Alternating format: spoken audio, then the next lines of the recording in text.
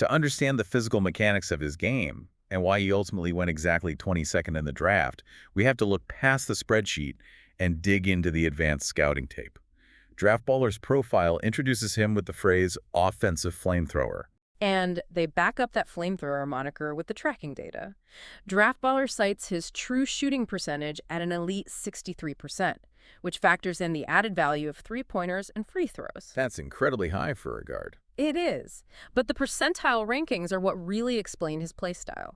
The S3 tracking data, which uses cameras in the arena to map player movements 25 times a second, shows that Phelan ranks in the 99th percentile in isolations Wow. and the 94th percentile as a pick-and-roll ball handler. Let's break down what that actually looks like on the floor, because the YouTube play-by-play tape is just mesmerizing. When you watch him operate at the top of the key, it looks like he is manipulating time. He really does play at his own pace. He has this massive 6-foot, 6.25-inch wingspan on a very slight frame.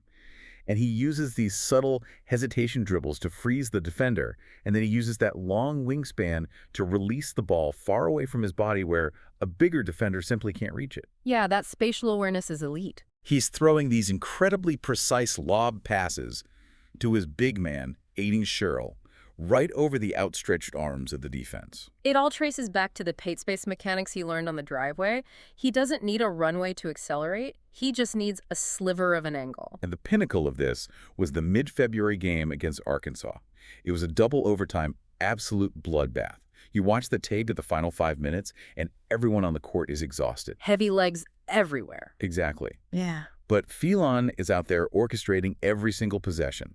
He plays 41 minutes, he drops 35 points, dishes out 7 assists, and practically wills Alabama to a 100-115 win. Just a masterpiece. And he carried that exact momentum into March, averaging 24.3 points and 7.7 assists through 3 games to drag the team to the Sweet 16. We also have clear empirical evidence of his structural value to the team by looking at what happened when he wasn't on the floor. Oh, the Yale game. Right. In December, he missed a non-conference game against Yale with a minor thigh and groin issue.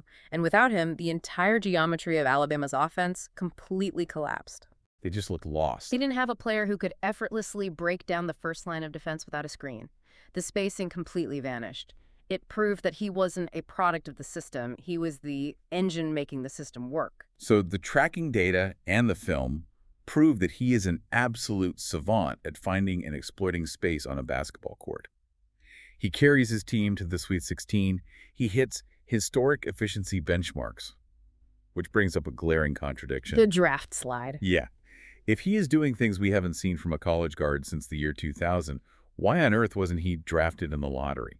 Why did 21 different teams look at this historic profile and just pass on him? Because finding space in the SEC and surviving the structural warfare of an NBA playoff series are two entirely different sports. And that discrepancy exposes his two massive red flags.